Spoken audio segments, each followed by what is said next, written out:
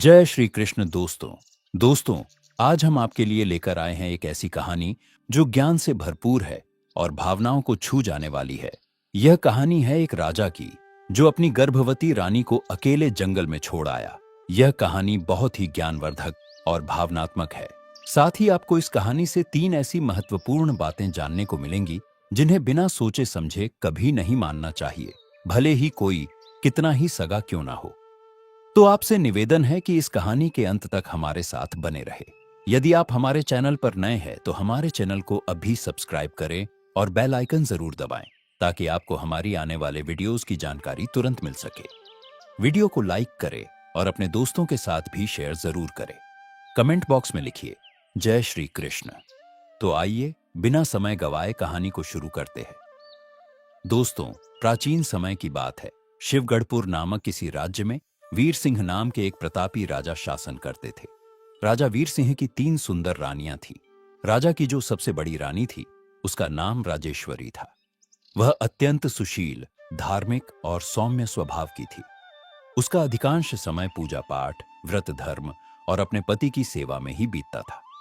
राजा की जो 2 छोटी रानियां थीं उनमें से एक का नाम कुमुदिनी था और दूसरी का नाम चंद्रकला था। वे दोनों उम्र में छोटी और रूप में अत्यंत सुंदर थी। दोस्तों, बात कुछ ऐसी थी कि बड़ी रानी से जब राजा को कोई संतान नहीं हुई तो संतान की आशा में उसने रानी कुमुदिनी से विवाह किया, परंतु दुर्भाग्यवश उससे भी कोई संतान प्राप्त नहीं हुई। फिर संतान की चाह में राजा वीर सिंह ने रानी चंद्रकला से विवाह किया। दोस्तों, इस तरह 3 विवाह करने के बाद भी राजा को संतान प्राप्ति नहीं हुई। यह बात राजा वीर सिंह को बहुत दुख पहुंचाती थी। वे मन ही मन यही सोचते थे कि पुत्र की कामना से मैंने विवाह भी कर लिए, पूजा पाठ, व्रत, हवन, यज्ञ सब करके देख लिए, परंतु अभी भी संतान सुख की प्राप्ति नहीं हुई। दोस्तों, इस संसार का यह नियम है कि यहां कोई भी व्यक्ति दुखों से अछूता नहीं रह पाया है। चाहे राजा हो या रंक, हर किसी को जीवन में कभी ना कभी दुखों की लहरों से गुजरना ही पड़ता है। राजा वीर सिंह के पास भले ही अपार ऐश्वर्य और वैभव था, परंतु संतान की अनुपस्थिति उसे भीतर से तोड़े जा रही थी। वह हर समय इसी सोच में डूबा रहता कि मेरे बाद इस विशाल साम्राज्य की बागडोर कौन संभालेगा। उसके मन में निरंतर यही चिंता पलती रहती थी कि राज्य का भविष्य क्या होगा। राजा वीर सिंह अपनी बड़ी रानी राजेश्वरी से बहुत ज्यादा प्रेम करते थे। रानी राजेश्वरी तीनों रानियों में बुद्धि और संस्कारों में श्रेष्ठ थी। उसके अच्छे स्वभाव के कारण ही राजा वीर सिंह रानी राजेश्वरी से बहुत प्रेम करते थे। राजा वीर सिंह किसी भी कार्य को करने से पहले अपनी बड़ी रानी राजेश्वरी से सलाह मशविरा जरूर करते थे और बड़ी रानी भी अपने राजा को सदा उसके हित की ही सलाह दिया करती थी। जब भी राजा किसी चिंता या उलझन में होते थे तो रानी राजेश्वरी उन्हें साहस दिया करती थी। और यही सच्ची पतिव्रता स्त्री का धर्म है कि यदि पति किसी बात को लेकर गहरी चिंता में है तो उसे चिंता की गहराई से मुक्त कर दे, उसे तनाव से बाहर निकाले, उसे हिम्मत और दिलासा दे। दोस्तों, राजा वीर सिंह जब अपनी बड़ी रानी राजेश्वरी को उनके सद्गुणों और सच्ची निष्ठा के कारण उन्हें अधिक सम्मान देते थे तो यह बात उनकी दोनों छोटी रानियों को बिल्कुल भी रास नहीं आती थी। उन्हें बहुत जलन होती थी। हालांकि राजा वीर सिंह उन्हें भी बराबर का सम्मान देते थे, लेकिन फिर भी उन्हें बड़ी रानी के प्रति राजा के विशेष लगाव से गहरी जलन होती थी। राजा जब छोटी रानियों के पास होते थे तो बड़ी रानी को कोई आपत्ति नहीं होती थी, लेकिन जब राजा वीर सिंह अपनी बड़ी रानी के पास चले जाते थे तो वे दोनों छोटी रानियां भीतर ही भीतर कुढ़ने लगती थी। वे मन ही मन बड़ी रानी को बुरा भला कहती रहती थी और हमेशा कुछ ऐसी चालें चलती जिससे राजा वीर सिंह की नजरों में बड़ी रानी गिर जाए, राजा के मन में बड़ी रानी के लिए शंका या अविश्वास पैदा हो जाए। राजा की दोनों छोटी रानियां कुमुदिनी और चंद्रकला राजा के सामने तो ऐसे पेश आती थी जैसे वह बड़ी रानी राजेश्वरी से कितना ज्यादा प्रेम करती है। बड़ी रानी का स्वभाव अत्यंत धार्मिक और करुणामय था, इसलिए वह प्रतिदिन प्रातः स्नान ध्यान करके भगवान श्री हरि विष्णु जी की पूजा आराधना करती थी और हर दिन नगर के कुछ जरूरतमंद लोगों की सेवा करती थी। भूखे प्यासे असहाय लोगों को भोजन कराती थी और उसके बाद स्वयं अन्न जल ग्रहण करती थी। दोस्तों, इधर राजा वीर सिंह की छोटी रानियां अपने दिन का अधिकतर समय श्रृंगार और आभूषणों में ही बिताया करती थी। ना तो उन्हें महल में आने वाले अतिथियों की सेवा की चिंता होती और ना ही किसी अन्य बात का ध्यान रखती थी। उनका सारा ध्यान बस राजा वीर सिंह को रिझाने में ही लगा रहता था। उधर बड़ी रानी राजेश्वरी प्रतिदिन भगवान विष्णु जी की पूजा पाठ और दीन दुखियों की सेवा करती रही। रानी राजेश्वरी की निस्वार्थ सेवा और भक्ति से प्रसन्न होकर भगवान श्री हरि विष्णु जी ने उन्हें पुत्रवती होने का वरदान दे दिया। जैसे ही रानी राजेश्वरी को गर्भधारण हुआ और यह शुभ समाचार राजा वीर सिंह को मिला तो वे खुशी से झूम उठते हैं। उन्होंने पूरे नगर में उत्सव का आयोजन कराया और दीन दुखियों को बुलाकर खूब दान धर्म किया। पर इधर जब छोटी रानियों को यह खबर मिली कि बड़ी रानी मां बनने वाली है तो जैसे उन पर बिजली गिर पड़ी। वे सोचने लगी, वैसे भी महाराज उससे ज्यादा प्रेम करते हैं। यदि उसने किसी पुत्र को जन्म दे दिया तो फिर उनका प्रेम बड़ी रानी का तरफ और अधिक बढ़ जाएगा। फिर तो हम दोनों उनकी नजरों में सिर्फ एक दासी बनकर रह जाएंगे। फिर इस राजमहल में हमारी कोई इज्जत नहीं करेगा। उनका मन ईर्ष्या से भर उठा। वे दोनों आपस में विचार करने लगी। कहने लगी, बहन, अनर्थ हो गया। हमारी किस्मत तो फूटी निकली। बड़ी रानी बाजी मार ले गई और हमें कंगाल कर गई। वह तो महारानी बनकर पूरे जीवन आनंद से रहेगी और हम दोनों दासी बनकर उसकी सेवा करेंगे। फिर तो हमारी हालत एक नौकरानी से भी बदतर हो जाएगी। यही सोच सोचकर उनके चेहरे पर हवाइयां उड़ने लगी। उन्हें कुछ समझ नहीं आ रहा था कि अब वे क्या करें जिससे बड़ी रानी राजा से दूर हो जाए और उनकी इज्जत बनी रहे। काफी देर तक सोच विचार करने के बाद छोटी रानी चंद्रकला कहने लगी, बहन, अब हमें कुछ ना कुछ तो करना ही पड़ेगा। यदि हम इसी तरह हाथ पर हाथ धरे बैठे रहे तो यकीन मानो हमारा जीवन एक अभिशाप बनकर रह जाएगा। महाराज पहले से ही बड़ी रानी पर जान छिड़कते हैं और अब जब वो मां भी बनने वाली है तो समझ लो कि हमारी तो किस्मत ही डूब गई। दोस्तों, इस तरह वे दोनों छोटी रानियां भीतर ही भीतर ईर्ष्या की आग में जल रही थी। रानी कुमुदिनी कहने लगी, बहन, इससे पहले कि राजा का मुझसे सारा मोह भंग हो जाए मैं अपने मायके चली जाती हूं। इस महल में रहकर हर रोज घुट घुट कर मरने से तो बेहतर है कि मैं मायके चली जाऊं। इस पर रानी चंद्रकला कहने लगी, नहीं बहन, मायके जाना इस समस्या का हल नहीं है। सोचो, वहां कितने दिन रह पाओगी? एक दिन तो वापस यही लौटना पड़ेगा। इसीलिए मेरी बात समझो। यही रहकर हमें कोई उपाय निकालना चाहिए जिससे राजा का प्रेम हमसे कम ना हो। तब कुमुदिनी कहने लगी, बहन, तू ही कोई तरकीब सोच। तब चंद्रकला कहने लगी, बहन, ध्यान से सुनना। मेरे दिमाग में एक योजना आई है। अगर यह योजना काम कर गई तो हमारी समस्या का समाधान हमेशा हमेशा के लिए हो जाएगा और हम सदैव महाराज की नजरों में उनकी प्रिय महारानी बनकर रहेंगे। तब कुमुदिनी कहने लगी, बहन, हमें भी बताओ कौन सी योजना है। तब चंद्रकला कहने लगी, बहन, अगर हम दोनों मिलकर बड़ी रानी को राज्य से निकलवा दे तो महाराज पहले की तरह हमसे प्यार करने लगेंगे और हमारा खोया हुआ सम्मान फिर से लौट आएगा। दोस्तों, इस प्रकार दोनों रानियों ने मिलकर बड़ी रानी राजेश्वरी को महल से निकालने की एक चालाक योजना तैयार की।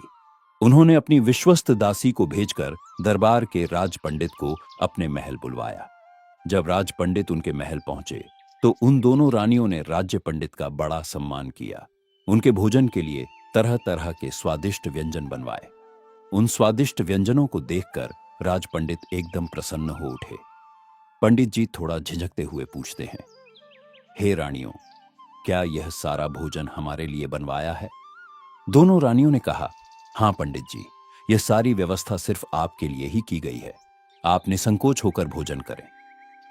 इसके बाद पंडित जी भोजन करने बैठ गए और रानियां खुद उनके पास बैठकर पंखा झलने लगी। इतने मान सम्मान को देखकर पंडित जी के मन में संदेह होने लगा। वे सोचने लगे, इतनी सेवा खातिरदारी करने का मतलब क्या है? कहीं आज मुझे बलि का बकरा तो नहीं बनाया जा रहा है, जैसे बकरे को पहले खिलाते पिलाते हैं और उसके बाद काट देते हैं। फिर खुद को समझाते हुए बोले, जो होगा देखा जाएगा, पहले भोजन तो कर लूं। इतना स्वादिष्ट भोजन तो हमने आज से पहले कभी नहीं किया है। फिर पंडित जी पेट भर के भोजन करते हैं और उसके बाद रानियों से पूछते हैं, हे रानियों, इतनी सेवा सत्कार करने का क्या कारण है? क्या मैं जान सकता हूं? दोस्तों, राज पंडित के पूछने पर रानी चंद्रकला उन्हें अपनी योजना के बारे में बताती है। वो कहती है, पंडित जी, आपको हमारा एक काम करना होगा। आप तो जानते ही हैं कि बड़ी रानी इस समय गर्भवती है। बस आपको सिर्फ इतना करना है कि महाराज को बड़ी रानी के प्रति भड़काना है। बड़ी रानी पर कोई ऐसा दोष लगाना है जिससे महाराज का विश्वास डगमगाए और वे बड़ी रानी को महल से निकालने को मजबूर हो जाएं। दोस्तों, राज पंडित जैसे ही उन दोनों रानियों की योजना सुनते हैं, उनके चेहरे का रंग उड़ जाता है। उनके हाथ पैर कांपने लगते हैं। उनके चेहरे पर पसीना आ जाता है और डर के मारे उनकी जुबान सूख जाती है। वे कांपते हुए हाथ जोड़कर रानियों से कहते हैं, रानियों, मुझे क्षमा करें। मैं ऐसा नीच कर्म नहीं कर सकता। इतने वर्षों के बाद तो हमारे महाराज के घर में संतान का सुख आने वाला है, और यह खुशी महाराज से मैं कैसे छीन सकता हूं? यह महापाप है। यह घोर पाप करके मैं नरक में नहीं जाना चाहता। अगर मैंने यह पाप कर भी दिया और किसी दिन महाराज को पता चल गया तो वे हमें फांसी पर लटका देंगे और साथ ही साथ आप दोनों भी मारी जाओगी। इसीलिए रानियों, मुझे माफ कर दीजिए। मैं षड्यंत्र में भागीदार नहीं बन सकता। दोस्तों, जब राज पंडित जी उठकर जाने लगते हैं तो उन दोनों रानियों ने देखा कि बात तो बिगड़ रही है।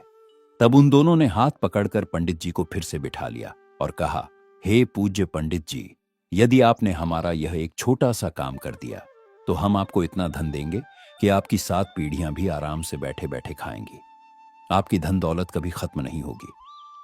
इतना कहकर उन्होंने सोने के सिक्कों से भरा हुआ भारी थैला पंडित जी के सामने रख दिया। सोने के सिक्के से भरा हुआ थैला देखकर पंडित जी की आंखें फटी की फटी ही रह गई। वह सिक्कों से भरा थैला देखकर उनके मन में लालच का बीज फूट पड़ा।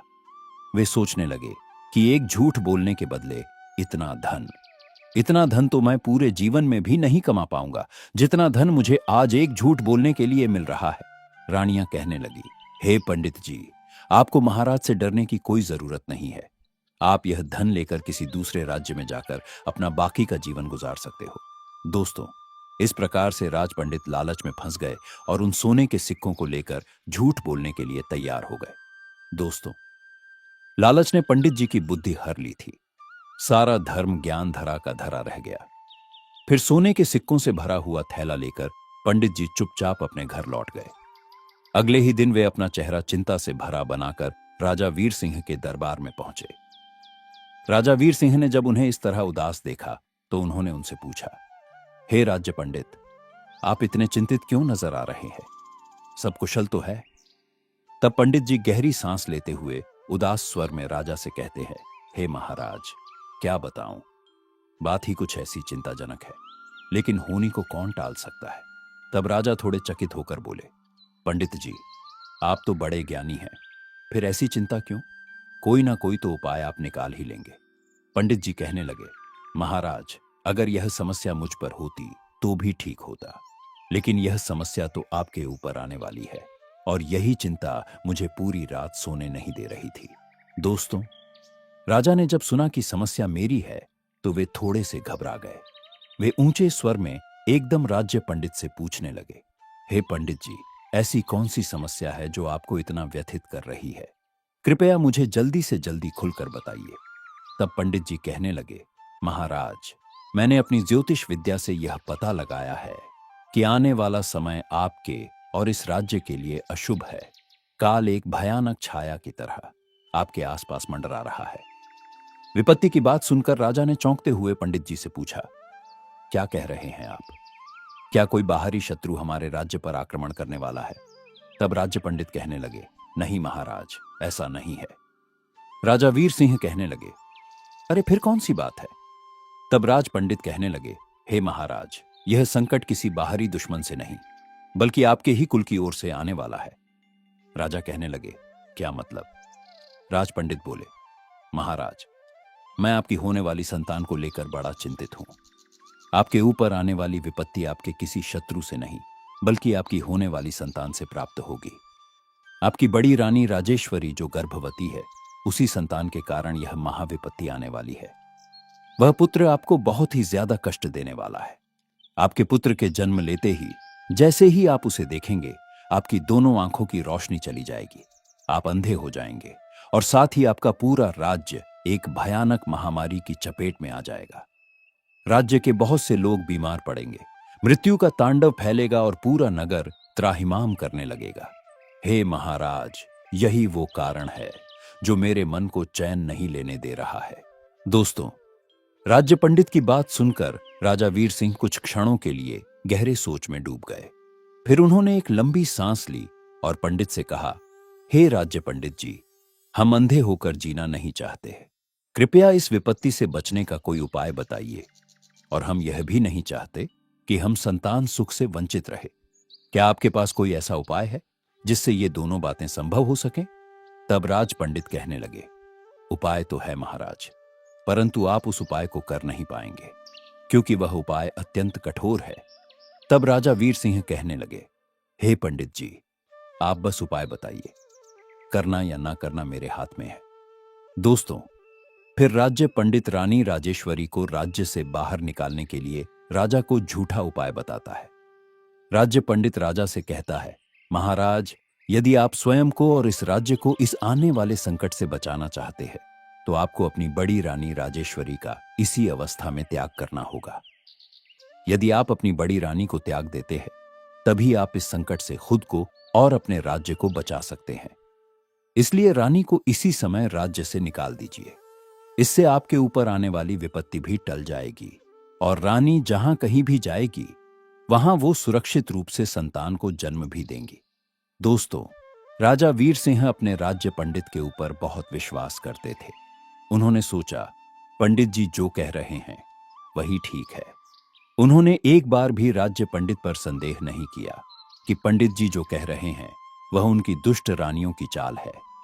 राज्य पंडित की कही बातों को राजा वीर सिंह ने पूरी गंभीरता से लिया और अपनी प्रिय रानी राजेश्वरी को त्यागने का कठोर निर्णय कर लिया। दोस्तों, एक दिन राजा वीर सिंह ने अपनी बड़ी रानी राजेश्वरी से बड़े प्रेम से कहा, प्रिय, कहते हैं जब कोई स्त्री गर्भवती होती है तो उसे अधिक से अधिक तीर्थों के दर्शन करने चाहिए, अधिक से अधिक भगवान का ध्यान भजन करना चाहिए। ऐसा करने से संतान तेजस्वी और धर्मपरायण बनती है। राजा आगे कहते हैं, हे प्रिय, चलिए हम कुछ दिनों के लिए तीर्थ स्थलों पर घूम कर आते हैं। दोस्तों, वह भोली भाली रानी राजा के इस प्रस्ताव को ईश्वर का आशीर्वाद समझकर मुस्कुरा दी। पर उसे क्या मालूम था कि राजा तीर्थ यात्रा के बहाने उसे राज्य से बाहर छोड़ने की योजना बना रहे हैं। एक बार तो रानी ने राजा से कहा, महाराज, इस समय मेरा 8वां महीना चल रहा है। इस हालत में आप मुझे कहां ले जाओगे? मैं तो महल में ही ठीक हूं। लेकिन राजा नहीं माने। वे तो राज्य पंडित की बातों से पूरी तरह अंधे हो गए थे। उन्होंने दृढ़ता से कहा, नहीं प्रिय, यह संतान देवताओं का वरदान है, इसे तो तीर्थ का पुण्य भी मिलना चाहिए। तुम चिंता मत करो, मैं तुम्हारे साथ हूं।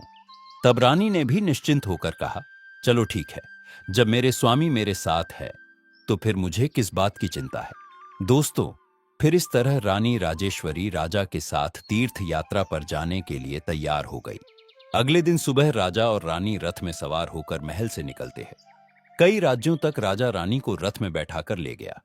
कई राज्य पार करते हुए जब वे एक घने और वीरान जंगल में पहुंचे तो राजा ने रथ रुकवाया और रानी से कहा, हे प्रिय, अब हमें कुछ दूर पैदल चलना होगा। इसके बाद राजा रानी को पैदल ले जाने लगे। उस घने जंगल में राजा वीर सिंह और रानी राजेश्वरी जब पहुंचे तो चलते चलते रानी ने राजा से कहा, हे महाराज, इतनी देर से चलते चलते मैं थक चुकी हूं। इस अवस्था में मुझसे ज्यादा चला नहीं जा रहा। यही किसी वृक्ष के नीचे बैठकर मैं विश्राम करना चाहती हूं। तब राजा ने कहा, ठीक है प्रिय, तुम आराम करो, हम तुम्हारे पास में ही बैठ जाते हैं। दोस्तों, इस प्रकार रानी राजेश्वरी अपने पति के पास एक वृक्ष के नीचे बैठकर आराम करने लगती है। रानी पहले से हारी थकी तो थी ही, इसीलिए उसे जल्दी ही गहरी नींद आ गई। रानी गहरी नींद में निश्चिंत होकर सो जाती है। उसे क्या पता था कि राजा के मन में आखिर क्या चल रहा है। इधर राजा वीर सिंह ने एक कागज पर कुछ लिखा और रानी के पास रखकर बिना कुछ कहे वहां से चले आए। कुछ समय बाद जब रानी की आंखें खुलीं तो उसने अपने पास अपने पति को नहीं पाया। वो एकदम से डर के मारे घबरा गई। घबराहट में उसने इधर उधर देखा, लेकिन आसपास केवल जंगल और सन्नाटा था। तभी उसकी नजर उस कागज पर पड़ी जो राजा वीर सिंह ने उसके पास रखा हुआ था। उन्होंने वह कागज उठाया और पढ़ना शुरू किया। उसे पढ़ते ही रानी की आंखों से आंसुओं की धार बहने लगी। उस कागज में लिखा था, हे मेरी प्रिय रानी, मुझे क्षमा करना। किसी कारणवश मैं तुम्हारा त्याग कर रहा हूं। अब तुम चाहे जहां जाओ, जहां रहो। अब तुम्हारा और मेरा कोई संबंध नहीं है।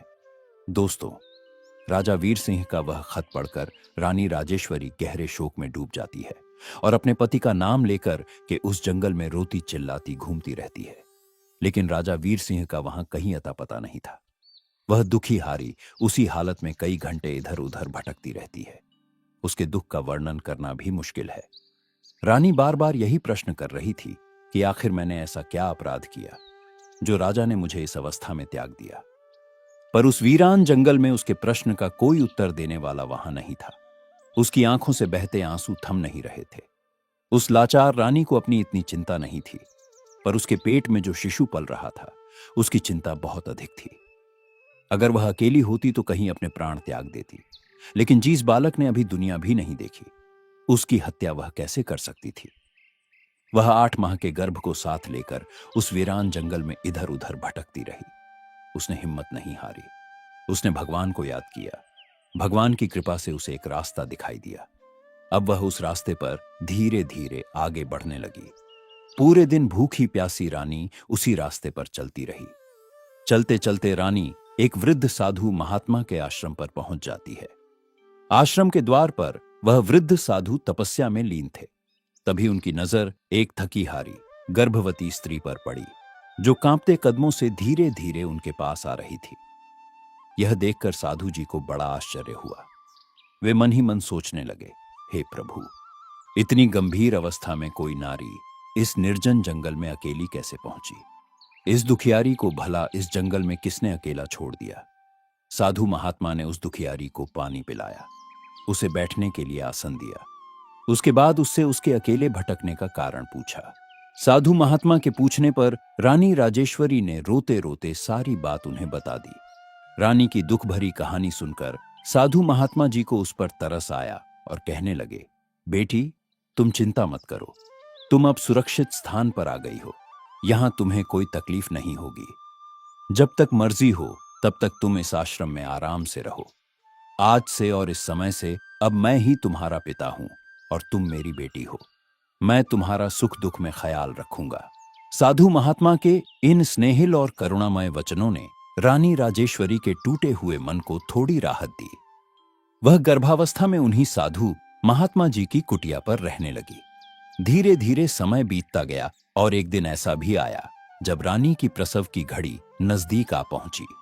रानी ने उसी साधु महात्मा के आश्रम में एक सुंदर पुत्र को जन्म दिया। साधु महात्मा ने प्रेम पूर्वक उस बालक का नाम विवेक रख दिया। दोस्तों, बालक विवेक अपनी मां और साधु महात्मा की देखरेख में धीरे धीरे बड़ा होने लगा। उसकी शिक्षा भी उसी आश्रम पर ही हुई थी। साधु महात्मा जी ने ही उस बालक को पढ़ाया लिखाया और उसे योग्य बनाया। विवेक के साथ के जो बच्चे थे वह उसे बिना मां बाप का अनाथ कहकर चिढ़ाया करते थे। ऐसे शब्द विवेक को अंदर तक चोट पहुंचाते थे। लेकिन बालक विवेक अपना पिता उन्हीं साधु महात्मा जी को मानता था, क्योंकि बचपन से लेकर अब तक उन्हीं साधु महात्मा जी ने उसका पालन पोषण किया था। समय बीतता गया और विवेक अब एक 16 वर्षीय तेजस्वी युवक बन चुका था। जब वह समझदार हुआ तो उसे पता चला कि साधु बाबा तो उसकी मां को बेटी कहकर बुलाते हैं। तो उसने सोचा, साधु बाबा तो मेरी मां के पिता हैं, तो मेरा पिता कौन है? यही प्रश्न उसने अपनी मां से जाकर पूछा, हे मां, आखिर मेरा वास्तविक पिता कौन है? कृपया मुझे सच सच बताओ ताकि मैं अपने मित्रों को जवाब दे सकूं। जब भी विवेक अपनी मां से अपने पिता के बारे में पूछता था तो उसकी मां उसकी बात को टाल दिया करती थी। विवेक कभी इस बात को जान नहीं पाया कि आखिर उसका वास्तविक पिता कौन है, वे कहां रहते हैं और क्या करते हैं, उसकी मां उनके पिता से अलग क्यों रहती है। ये सारे प्रश्न अभी तक उसके लिए अनसुलझे थे। समय बीतता गया। एक दिन उन साधु महात्मा जी का अंतिम समय निकट आ गया। तब उन साधु महात्मा जी ने विवेक और उसकी मां को अपने पास बुलाया और कहा, बेटी, अब मेरा शरीर छोड़ने का समय आ गया है। जाने से पहले मैं तुम्हें 2 अनमोल वस्तुएं देना चाहता हूं। ये दोनों चीजें तुम्हारे जीवन में बहुत काम आएंगी। दोस्तों, इतना कहकर साधु महात्मा ने अपनी चटाई के नीचे से दो विलक्षण वस्तुएं निकाली। उनमें से एक चमत्कारी तीर था और दूसरी एक चमत्कारी झोली थी। उन्होंने दोनों चीजें रानी राजेश्वरी को सौंपते हुए कहा, बेटी, इस झोली की विशेषता यह है कि इसमें रखा हुआ धन कभी खत्म नहीं होता है। एक बार में इससे जितना धन मांगोगे, यह झोली उतना ही धन आपको दे देगी। और इस बाण की विशेषता यह है कि यह बाण जिसके भी ऊपर छोड़ दिया जाएगा, यह अपने लक्ष्य को भेद कर ही वापस लौटेगा, चाहे इसके सामने कितना भी शक्तिशाली शत्रु ही क्यों ना हो। इतना कहकर साधु बाबा ने शांत मन से अपनी आंखें मूंद ली और अपना नश्वर शरीर त्याग दिया। साधु महात्मा जी के जाने के बाद मां और बेटा उस आश्रम में अकेले रह गए। उन्होंने साधु बाबा का विधिपूर्वक अंतिम संस्कार किया और कुछ दिनों तक वही आश्रम पर रहे। लेकिन कुछ दिनों बाद वह स्थान उन्हें सूना और वीरान लगने लगा। इसलिए एक दिन उन दोनों मां बेटे ने उस आश्रम को छोड़ दिया। अब उनके पास साधु बाबा जी की दी हुई वह झोली और वह तीर था। वे उस झोली से जितना धन चाहते थे उतना धन मांग लेते थे। दोस्तों, एक दिन रानी राजेश्वरी अपने पुत्र विवेक के साथ अपने नगर को लौट आई, जहां उसके पति का राज्य था। नगर में आने के बाद उसने एक छोटा सा घर बनवाया और वहां शांतिपूर्वक अपने बेटे संग रहने लगी। समय बीतता गया। अपने ही नगर में बेटे के साथ रहते हुए उसे 5 साल बीत गए। लेकिन रानी ने कभी भी अपने राजमहल में जाने का प्रयास नहीं किया और ना ही विवेक को कभी यह बताया कि इस नगर के राजा ही उसके पिता हैं। उधर महल में हालात पूरी तरह बदल चुके थे। राजा वीर सिंह अब अपनी दूसरी रानी कुमुदिनी के मोहपाश में पूरी तरह फंस चुके थे। रानी कुमुदिनी ने अपने प्रेम और चालाकियों से राजा को पूरी तरह वश में कर लिया था। अब राजा वीर सिंह सिर्फ उसी रानी के होकर रह गए। उनकी जो छोटी रानी चंद्रकला थी, वह अपने महाराज से मिलने के लिए तरसती रहती थी। रानी कुमुदिनी राजा को कभी मौका नहीं देती थी कि वह अपनी छोटी रानी चंद्रकला के पास जा सके। राजा भी रानी कुमुदिनी के प्रेम के वशीभूत होकर वह जैसा कहती थी वैसा ही वे करते थे। वह एक प्रकार से रानी कुमुदिनी के गुलाम बन गए थे। वह अपने दरबार में भी बहुत कम जाते थे। सारा शासन मंत्री ही संभालते थे और राजा वीर सिंह पूरे दिन रानी कुमुदिनी के कक्ष में पड़े रहते थे। उनका सारा समय रानी कुमुदिनी के कक्ष में ही बीतता था। राजा का यह बदला बदला व्यवहार देखकर छोटी रानी चंद्रकला मन ही मन जलती रहती थी। एक प्रकार से राजा ने उसे बिल्कुल भुला दिया था। राजा द्वारा अनदेखी करने पर छोटी रानी चंद्रकला बहुत दुखी हो गई थी। वह समझ गई थी कि महाराज जानबूझकर उससे दूर हो रहे हैं। दोस्तों, धीरे धीरे समय बीतता गया। रानी चंद्रकला ने भी अब राजा की परवाह करना छोड़ दिया। उसने अब महल के ही एक मंत्री से गुपचुप प्रेम संबंध बना लिए थे। अक्सर वह मंत्री से चोरी छिपे मिलती रहती और उसके प्रेम में पड़कर राजमहल की ओर राजा की गुप्त बातें उसे बताती रहती थी। मंत्री बड़ा ही धूर्त और दुष्ट किस्म का व्यक्ति था। ऊपर से रानी भी उसका पूरा सहयोग कर रही थी, तो मंत्री ने उस राज्य को ही हड़पने की एक खतरनाक योजना बना डाली। उसने पड़ोसी देश के राजा से वार्तालाप करके अपने ही राज्य पर हमला करवाने की योजना बनाई। उसने पड़ोसी देश के राजा को समझाया कि आप अपनी पूरी सेना लेकर हमारे राज्य पर आक्रमण कर दे। जब सही समय आएगा तो मैं अपनी सेना को आपके सामने हथियार डालने का आदेश दूंगा। जब राजा पर पूरी तरह हमारा कब्जा हो जाएगा तो हम दोनों आधा आधा राज्य बांट लेंगे। पड़ोसी देश के राजा भी मंत्री की इस बात के लिए राजी हो गया। दोस्तों, एक दिन मौका पाकर पड़ोसी देश के राजा ने अपनी सेना ले जाकर राजा वीर सिंह के राज्य पर आक्रमण कर दिया। राजा वीर सिंह उस समय अपनी रानी कुमुदिनी के कक्ष में थे। राजा के अंगरक्षक ने राजा वीर सिंह को यह खबर दी कि महाराज, हमारे पड़ोसी देश के राजा ने अचानक हम पर हमला कर दिया है। उनकी सेनाएं हमारे नगर को चारों ओर से घेर चुकी हैं। नगरवासियों में भगदड़ मची हुई है। लोग अपनी जान बचाकर भाग रहे हैं। यह खबर सुनकर राजा वीर सिंह तुरंत युद्ध की तैयारी करने लगे और अपनी सेना लेकर युद्ध भूमि में युद्ध करने लगे। कुछ देर तक तो युद्ध चलता रहा, लेकिन राजा वीर सिंह को कहां अंदाजा था कि यह पूरा युद्ध उसके अपने मंत्री की गद्दारी की वजह से हो रहा है। सब सेना तो मंत्री की आज्ञा से ही चल रही थी। जैसे जैसे युद्ध आगे बढ़ा, राजा ने देखा कि उसकी सेना बिना कारण के बेमौत मर रही है। तो उसने शत्रु सेना के सामने अपनी सेना को हथियार डालने को कह दिया। अब मंत्री के इशारे पर पूरी सेना ने अपने अस्त्र शस्त्र नीचे रख दिए और आत्मसमर्पण कर दिया। अब राजा वीर सिंह बिल्कुल अकेले पड़ गए। एक अकेला योद्धा भला कितनी देर तक हजारों सैनिकों से लड़ता। राजा ने अपनी सेना को जब शस्त्र नीचे रखते हुए देखा तो उसकी हिम्मत और भी ज्यादा टूट गई। इसके बाद शत्रु सेना ने आकर राजा वीर सिंह को चारों तरफ से घेर लिया और उसे बंदी बनाने का प्रयास करने लगे। जिस समय शत्रु सेना राजा वीर सिंह को बंदी बनाने वाले थे, तभी युद्ध भूमि में बिजली की तरह एक तेजस्वी योद्धा प्रकट हुआ। वह दुश्मनों को चीरता, काटता और धराशायी करता हुआ सीधा राजा के पास आ पहुंचा। उसने राजा को हिम्मत दी कि महाराज, हिम्मत मत हारिए, अपने हथियार उठाइए, इतनी जल्दी हम हार नहीं मान सकते। उस अपरिचित वीर को देखकर, उसकी वीरता को देखकर राजा आश्चर्यचकित रह गए। उन्हें समझ नहीं आ रहा था कि आखिर यह तेजस्वी योद्धा कौन है जो इस विकट समय में मेरी सहायता करने के लिए आया है। दोस्तों, वह जवान योद्धा कोई और नहीं बल्कि उसी राजा का पुत्र विवेक था। इस बात का ज्ञान ना तो राजा को था, ना ही उस पुत्र को। उस जवान योद्धा ने कहा, महाराज, दुश्मन बहुत पास आ चुके हैं, कृपया अपना धनुष बाण उठाइए और उन पर हमला कीजिए, बाकी मैं संभाल लूंगा। उस जवान योद्धा की बात सुनकर भी राजा वीर सिंह ने अपना धनुष नहीं उठाया, तो उस जवान योद्धा ने आगे बढ़कर राजा के हाथों से धनुष छीन लिया। फिर उसके बाद उसने अपनी पीठ पर लटके हुए उसी थैले से वही चमत्कारी तीर निकाला जो साधु बाबा ने उन्हें दिया था।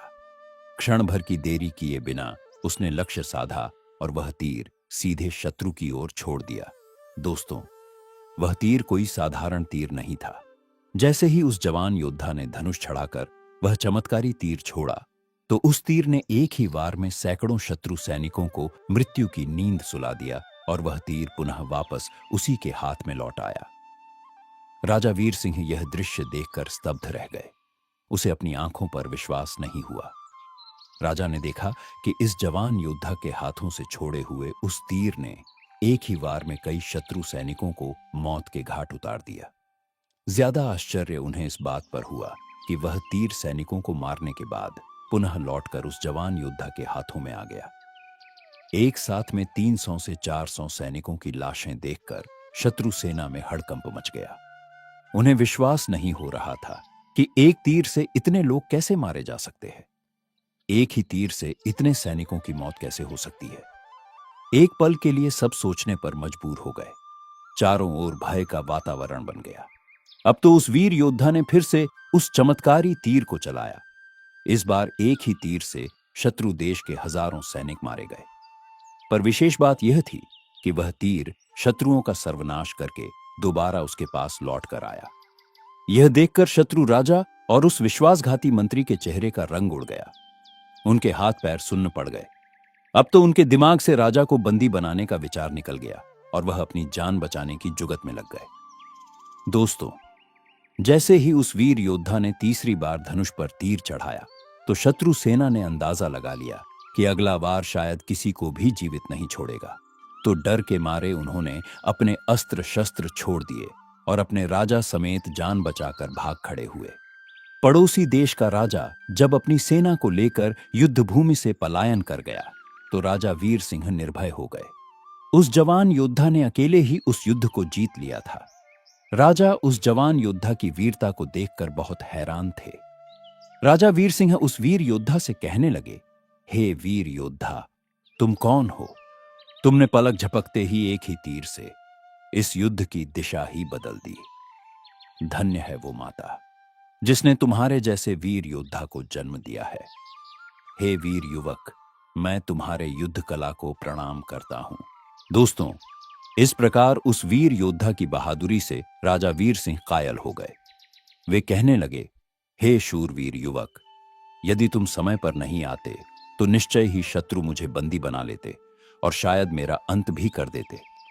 तुमने न केवल मेरे प्राणों की रक्षा की है, बल्कि समूचे राज्य को संकट से बचाया है। हम तुम्हारा यह एहसान कभी नहीं भूलेंगे।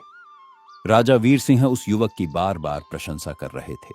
फिर राजा ने कहा, हे वीर कुमार, मैं चाहता हूं कि तुम हमारे साथ हमारे राजमहल चलो। इस प्रकार से राजा वीर सिंह उस वीर योद्धा को अपने महल में बुलाकर ले जाते हैं और उसका खूब सम्मान करते हैं। उसे बड़ा स्वादिष्ट भोजन कराते हैं। भोजन के बाद राजा ने उस वीर योद्धा से स्नेहपूर्वक पूछा, हे वीर युवक, तुम्हारे माता पिता कौन हैं और वे कहाँ रहते हैं? तब उस युवक ने कहा, महाराज, मेरा नाम विवेक है। मैं अपने पिता को तो नहीं जानता, पर मैं अपनी माता के साथ इसी नगर में रहता हूं। मेरी माता का नाम राजेश्वरी है।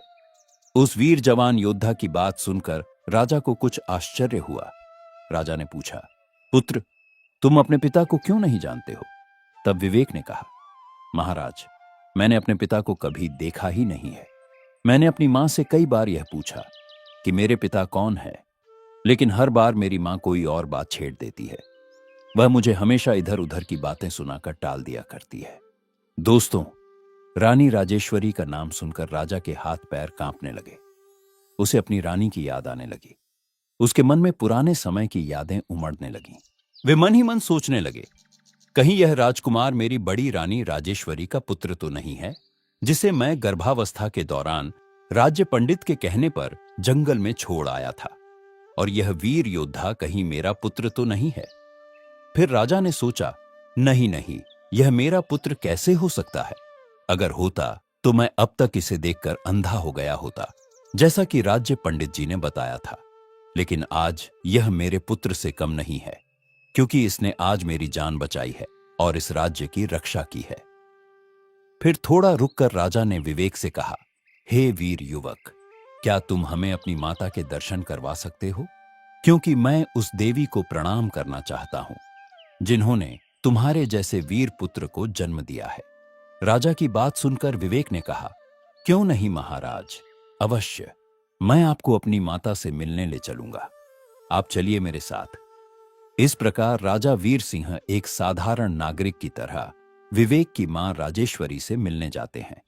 जब राजा रानी राजेश्वरी के घर पहुंचे तो उन्होंने देखा कि वह लड़का जिस स्त्री की बात कर रहा था, वह तो उनकी ही बड़ी रानी राजेश्वरी है। रानी को देखकर राजा के मुंह से अनायास निकल पड़ा, अरे राजेश्वरी, तुम इस वीर युवक की मां हो। दोस्तों, इधर रानी जब अपने पति को देखती है तो उसकी आंखों से आंसुओं की धार बहने लगती है। इसके बाद रानी ने आगे बढ़कर अपने पति के चरण छुए और कहने लगी, हाँ महाराज, आपने सही पहचाना, मैं ही हूं आपकी राजेश्वरी, जिसे आपने गर्भावस्था में मरने के लिए जंगल में छोड़ दिया था। फिर राजा ने रानी से पूछा, हे रानी, यह वीर योद्धा कौन है? तब रानी कहने लगी, महाराज, यह अभागा आपका पुत्र है, जिसे आपने कभी देखा भी नहीं और इसे आज तक यह भी ज्ञात नहीं था कि इसके पिता कौन है। जब विवेक ने अपने माता पिता की बातों को सुना तो फिर उसे समझते देर नहीं लगी कि यही राजा वीर सिंह उसके पिता है। उसने आगे बढ़कर अपने पिता का आशीर्वाद लिया। राजा वीर सिंह ने उसे अपने सीने से लगा लिया और बार बार अपनी रानी और बेटे से क्षमा मांगने लगा। दोस्तों, राजा ने हाथ जोड़कर निवेदन किया, हे प्रिय, अब तुम और मेरा पुत्र मेरे साथ राजमहल में चलो, वही तुम्हारा घर है। तब रानी राजेश्वरी ने कहा, महाराज, मैं आपके साथ तभी चलूंगी जब आप पहले मुझे ये बताएं कि मुझे आपने उस घने जंगल में अकेला क्यों छोड़ दिया था और किसके कहने पर आपने मेरा त्याग किया था। तब राजा ने अपनी रानी राजेश्वरी को सारी कहानी कह सुनाई और कहा, हे प्रिय, उस समय राज्य पंडित ने मुझसे कहा था कि हमारे पुत्र का जन्म होने पर उसे देखते ही मैं अंधा हो जाऊंगा और राज्य पर भयंकर संकट टूट पड़ेगा। इसी भय से मैंने तुम्हारा त्याग कर दिया था। तब रानी ने कहा, महाराज, यदि राज्य पंडित की भविष्यवाणी सच होती तो आप अब तक अंधे हो चुके होते, क्योंकि आपने युद्ध भूमि में ही मेरे पुत्र को देख लिया था। लेकिन आप पूर्णतः स्वस्थ है, इसका मतलब साफ है कि राज्य पंडित ने आपको धोखा दिया था। उसने आपसे साफ साफ झूठ कहा था। दोस्तों, इसके बाद राजा वीर सिंह ने तुरंत उस राज्य पंडित को बुलाया। जब उससे पूछा तो पहले तो वह पंडित इधर उधर की बातें करने लगा, लेकिन जब राजा ने कड़े शब्दों में कहा तो उस पंडित ने सारी कहानी सच सच बता दी और कहा, हे महाराज, आपकी दोनों रानियों ने मुझे बहकाकर ये झूठी भविष्यवाणी करवाने को मजबूर किया था। उन्होंने मुझे धन का लालच देकर मुझसे यह पाप करवाया था। मुझे क्षमा कर दीजिए। राजा वीर सिंह क्रोध से भर उठे। उन्होंने उसी समय उस दुष्ट पंडित और दोनों रानियों को कारागार में डालने का आदेश दे दिया। दोनों रानियां हाथ जोड़कर राजा के सामने गिड़गिड़ाईं और अपनी रिहाई की भीख मांगने लगी। लेकिन राजा ने उनकी एक न सुनी और उन्हें बंदी गृह में डलवा दिया। जब सारी सच्चाई रानी राजेश्वरी के सामने आई तो वो कहने लगी, हे महाराज, चाहे कोई कितना भी अपना सगा संबंधी क्यों ना हो, उसकी यह 3 बातें बिना विचार किए कभी नहीं माननी चाहिए। पहली, जब कोई आपको भड़काकर किसी की हत्या करवाना चाहता हो तो उस समय बिना सोचे समझे उसकी बात सच नहीं माननी चाहिए। दूसरी, जब कोई आपके परिवार में फूट डालना चाहता हो, आपस में रिश्ते खराब करवाना चाहता हो, तो उस समय भी उनकी बातें बिना जांचे सही नहीं माननी चाहिए। और तीसरी, जब कोई आपकी पत्नी, बहन, भाई या माँ बाप पर लांछन लगाता हो, तब भी बिना सोचे समझे उनकी बातों को सच नहीं मानना चाहिए। क्योंकि कभी कभी इंसान दूसरे की कही बातें सुनकर जल्दबाजी में क्रोध के आवेश में फैसला ले लेता है, लेकिन जब उसे पता चलता है कि सच्चाई तो इसके बिल्कुल विपरीत थी, तो बाद में उसे पछताना पड़ता है। दोस्तों, अपनी रानी की बातें सुनकर राजा ग्लानि से भर गए। उनकी आंखों में आंसू आ जाते हैं। वह रानी राजेश्वरी और अपने पुत्र को गले लगाकर अपनी गलती का पछतावा करने लगे और बार बार अपनी भूल की क्षमा मांगने लगे। इसके बाद रानी राजेश्वरी राजा वीर सिंह को क्षमा कर देती है और इस प्रकार राजा वीर सिंह अपना राज्य धर्म निभाते हुए अपने पुत्र और अपनी पत्नी के साथ आगे का सुखमय जीवन व्यतीत करने लगे। तो दोस्तों, आशा है यह कहानी आपको जरूर पसंद आई होगी। अगर आपको यह कहानी अच्छी लगी हो तो वीडियो को लाइक और चैनल को सब्सक्राइब अवश्य करें। इस वीडियो को अपने दोस्तों के साथ भी शेयर करें। कमेंट बॉक्स में लिखिए जय श्री कृष्ण। तो मिलते हैं अगले वीडियो में। तब तक के लिए आप अपना ख्याल रखें। धन्यवाद।